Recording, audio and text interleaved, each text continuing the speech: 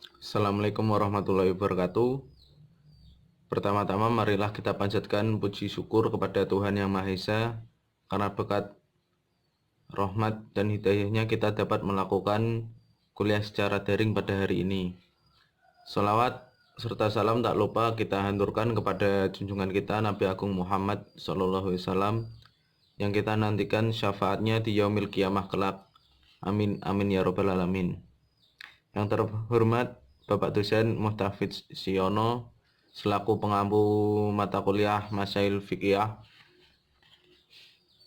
Kami dari kelompok 5 akan membawakan presentasi dengan tema homoseksual dan lesbi. Di sini kita akan membahas 3 topik. Yang pertama, pengertian dan konsep homoseksual dan lesbi. Yang kedua, perkawinan sesama jenis dan hukumnya. Dan kemudian terakhir, pandangan agama mengenai homoseksual dan lesbi beserta solusinya. Baik, langsung saja ke bab pertama, pengertian homo dan lesbi. Homoseksual adalah hubungan seksual antara orang yang sama kelaminnya, baik itu pria maupun perempuan. Tetapi di sini homoseksual lebih kerap dilekatkan pada pria, di mana homoseks yang dilakukan itu dengan cara memasukkan penis ke dalam dubur pria lain atau sodomi. Kemudian lesbi adalah istilah bagi wanita yang mengarahkan orientasi seksnya kepada wanita lain. Istilah ini juga merujuk pada wanita yang mencintai wanita lain baik secara fisik, seksual maupun emosional.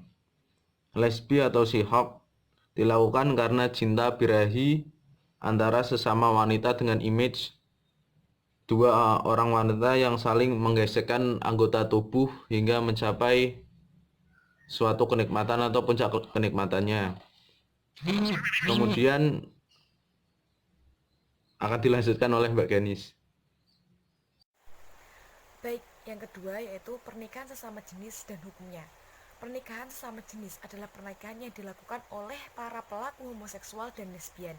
Hasrat cinta atau hasrat tertarik antara keduanya bisa membawa mereka pada apa yang memuaskan nafsu itu, termasuk pernikahan atau perkawinan. Sedangkan perkawinan di dalam Islam sendiri adalah sebuah akad yang mengikat dua orang yang setara antara laki-laki dan perempuan.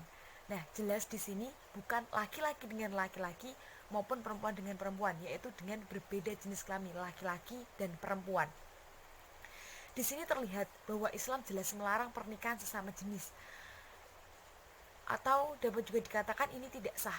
Dalam negara Indonesia sendiri juga tidak ada undang-undang yang melegalkan secara pasti pernikahan sesama jenis.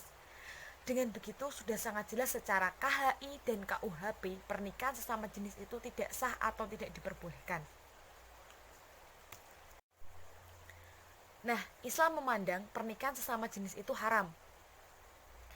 Dan berdasarkan pendapat para ulama, ada 4 hukum bagi para pelaku liwat maupun juga sihah atau juga homoseksual dan juga lesbian. Nah, yang pertama itu dibunuh.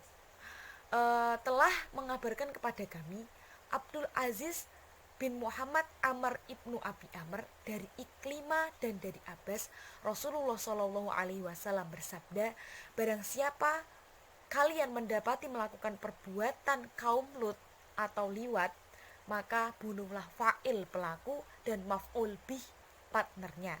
Nah, jelas di sini dikatakan bahwa para pelaku liwat itu diserukan untuk dibunuh. Nah, kemudian yang kedua yaitu dirajam.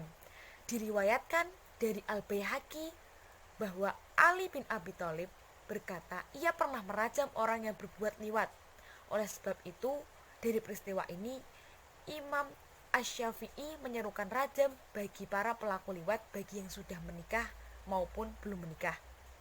Didapati juga dari Al-Baghawi dalam Al-Hudud halaman 28, Sa'id bin Zubair dan Mujahid ibnu Abbas menambahi pendapat yang berkata bahwa yang belum menikah apabila melakukan liwat maka ia dirajam.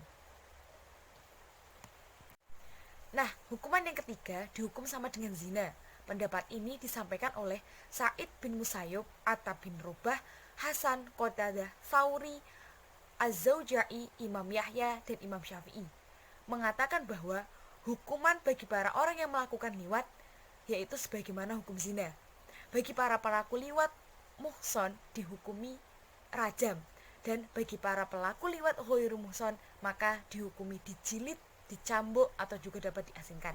Nah, jelas di sini pada hukum yang ketiga ini seperti hukum pada zina, liwat, para pelaku liwat yang sudah menikah dihukumi dengan cara dirajam, dan bagi para pelaku liwat yang belum menikah dihukumi dengan cara dijilid, dicambuk, atau juga dapat diasingkan.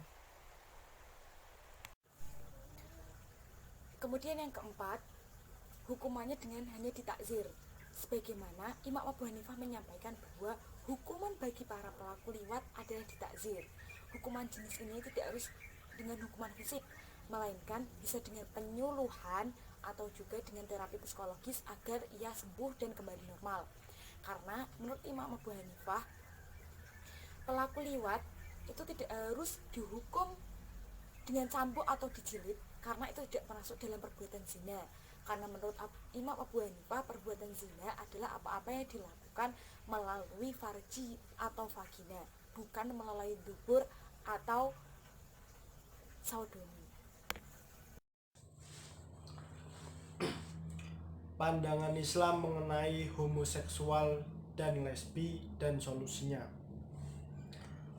Pandangan Islam mengenai homoseksual dan lesbi adalah haram karena dalam Islam melarang yang namanya zina, gay, homoseksual, lesbi, dan penyimpangan seks lainnya.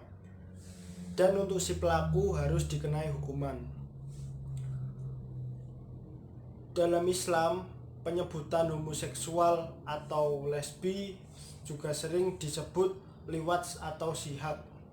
Liwat sendiri adalah penamaan yang dinisbatkan oleh kaum Nabi Lut alaihissalam, karena kaum Nabi Lut alaihissalam yang pertama kali melakukan perbuatan liwat dan sihak. Allah Subhanahu wa Ta'ala berfirman dalam surat Al-A'raf ayat 80 dan 81, yang artinya, dan kami telah mengutus Lut ketika dia berkata kepada kaumnya, kenapa kalian melakukan perbuatan keji yang belum pernah dilakukan seorang pun sebelum kamu di dunia ini?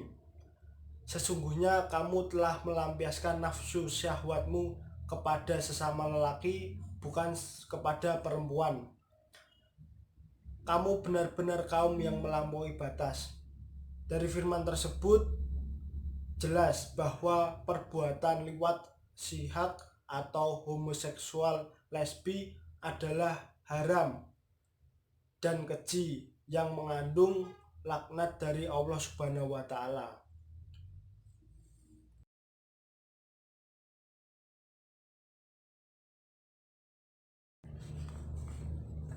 Permasalahan ini dapat dicegah dan untuk pelaku juga dapat disembuhkan. Solusi untuk masalah ini dapat dibagi menjadi dua, yaitu yang pertama bagi si pelaku dan kedua bagi orang-orang yang ada di sekitar pelaku.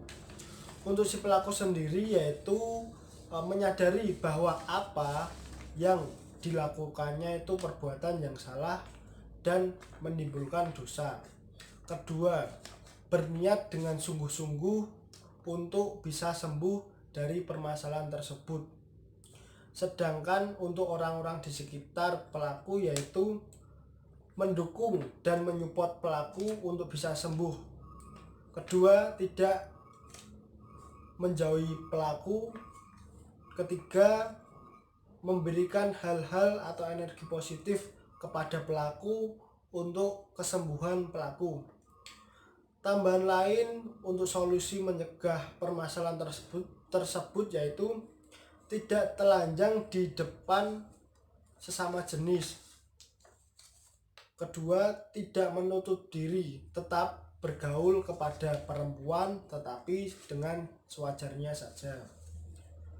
Ketiga, memberikan anak-anak kamar tersendiri, karena satu kamar dengan kakak dan adik, apalagi umurnya tidak terpaut lama, juga bisa menimbulkan nafsu syahwat.